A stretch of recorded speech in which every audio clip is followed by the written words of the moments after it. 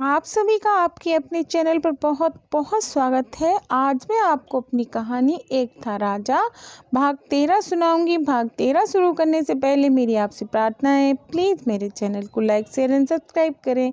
अच्छा लगे तो कमेंट भी करें। तो चलिए शुरू करते हैं आज की कहानी। अब तक आपने सुना कुमारी संयुक्ता की आंखों की बंधी पट्टी का रहस्य जानने को कुमार विक्रमादित्य कुसुमा नामक स्त्री के वेश में स्वर्णपुर के महल तक जा पहुंचे। अब वे महल में घुल मिल गए हैं। अब आगे आंखों की पट्टी का रहस्य।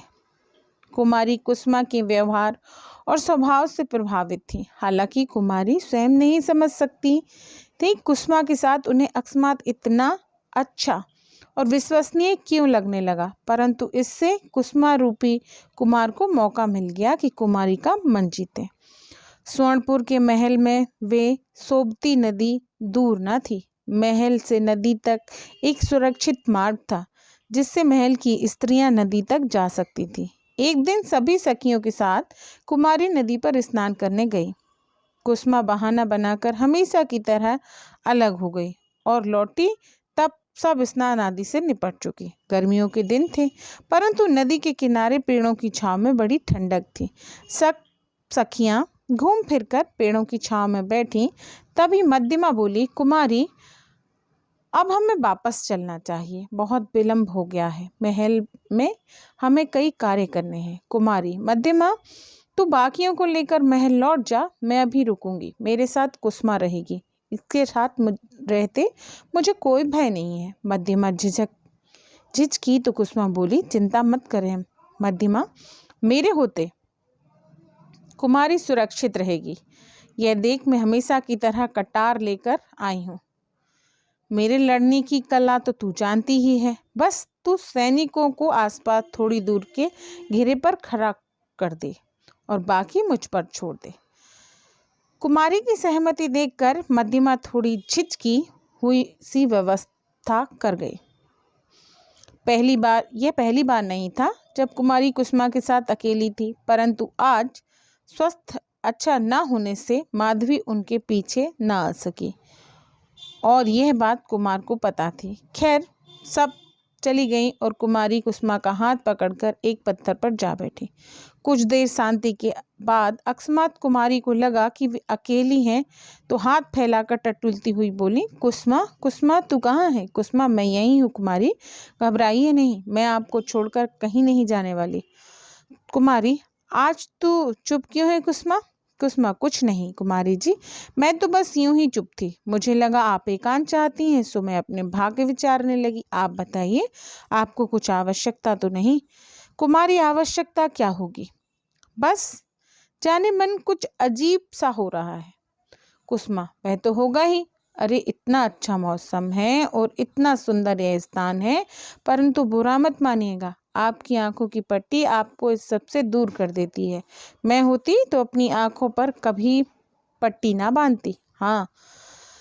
कुमारी अकस्मात मुस्कुरा दी और बोली, तुझे क्या मालूम मेरी पट्टी का राज? बिना जाने बस बड़बड़ाती है। कुसुमा, मुझे जानना भी नहीं है, मैं तो बस इतना जानती हूँ कि किसी भी कारण इतना सुंदर संसार देखने से मैं तो स्वयं को वंचित नहीं करने वाली। मैं तो सोचती हूँ आपकी दयालुता से ही मुझे नया जीवन दिया है और आपने मुझे कभी देखा भी नहीं। कुसुमा ने झूठ मूठ ठुनक कर कहा। कुमारी हंस पड़ी। कुसुमा, मेरी प्यारी कुसुमा, तू बुरा मत मान, मैं मन की आंखों से तुझे देख लेती हूँ। अच्छा एक बात बता, क्या तुझे अपने माँ बाप की याद नहीं आती? कुसुमा, आती है, किंतु आप सबके साथ भूली रहती हूँ। फिर कुछ क्षण चुप रहकर बोली, कुमारी जी बुरा ना माने तो एक बात पूछूं?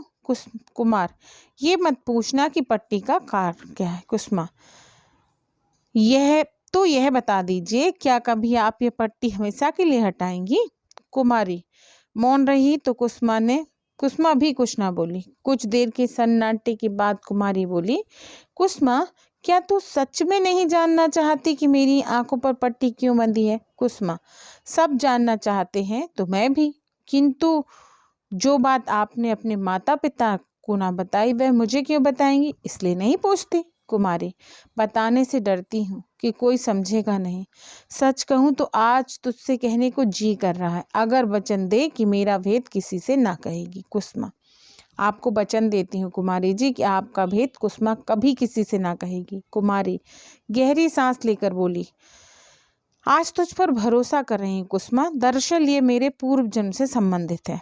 कुसुमा बनी कुमार ने बड़े ध्यान से सुनने लगे। कुमारी ने आगे कहा, जब मैं 16 साल से कुछ ऊपर की हुई, एक रात मुझे स्वप्न में अपने पूर्व जन्म का ज्ञान हुआ। मैं पूर्व जन्म में गौरैया थी और एक पेड़ पर अपने पति गौरे के साथ रहती थी और हम बहुत खुश और सुखी थे। एक दिन आगे कुमारी ने वह सब कथा सुना दी जो इस कहानी के पहले और दूसरे भाग में मैंने आपको सुनाई थी। सारी कहानी कहकर कुमारी आगे बोली, बस कुसुमा, जब मेरी नींद खुली मैंने स्वयं में अजीब सा परिवर्तन पाया और मेरी इच्छा इस संसार को देखने की ना रही। मैं इसे पुनः अपने पूर्व जन्म के पति के साथ ही देखना चाहती हूँ, परंतु भला मैं यह बात किसी को कैसे समझा सकती थी, इसीलिए यह सब हो गया। इतना कहकर कुसुमा मौन रहकर जाने क्या सोचने लगी। इधर कुसुमा बनी कुमार की विचित्र दशा थी। उन्हें याद आ रहा था कि कुमारी ने जो कथा सुनाई यह तो उनके उस स्वप्न से मिलती है जो उन्हें जब तब आता रहता है। स्वप्न में वे सदैव गौरैया के एक जोड़े को देखते हैं जिसमें एक आग में कूद जाता है और जब ऐसा होता है तो उन्हें भयंकर पीड़ा की अनुभूति होती है और उनकी आँख खुल जाती है। कुमार हैरत में कुमारी को देख रहे थे। उनकी आंखें भर आईं। उन्हें अनुभूति हुई कि वे दोनों ही पूर्व जन्म के परिंदे हैं। कुसुमा बनी कुमार जब काफी देर तक कुछ ना बोले तो कुमारी ही फिर बोली, कुसुमा क्या हुआ, तू कुछ सोच, कुछ बोलती क्यों नहीं? कुसुमा, क्या ही कहूँ राजकुमारी जी, आपकी कथा ने मेरा हृदय छू लिया। मेरी प्रार्थना है कि आपका आपके पूर्व जन्म के पति से शीघ्र मिलना हो। कुमारी, काश ऐसा ही हो, पता नहीं वह कहाँ है और उन्हें यह सब याद है या नहीं। कुसुमा फिर कुछ न बोली। कुछ देर के मौन के बाद कुसुमा ने कहा, कुमारी जी चलिए महल चलते हैं, सब हमारी प्रतीक्षा कर रहे होंगे। कुसुमा उठ खड़ी हुई। कुमारी उठ खड़ी हुई। कुसुमा बोली, चलो सखी, पर अपना वचन याद रखना। कुसुमा, अवश्य कुमारी जी। फिर कुमारी कुसुमा का हाथ पकड़कर महल लौट आई। आखिर कुमारी की आंखों की पट्टी का रहस्य इतना ही था। तो अब यह प्रश्न है कि यह सब जानकर अब कुमार क्या करेंगे? यह जानने के लिए आपको इस कहानी का अगला भाग सुनना होगा। तो मिलते हैं इस कहानी के अगले भाग में, यानी कि भाग 14 में। तब तक के लिए नमस्कार।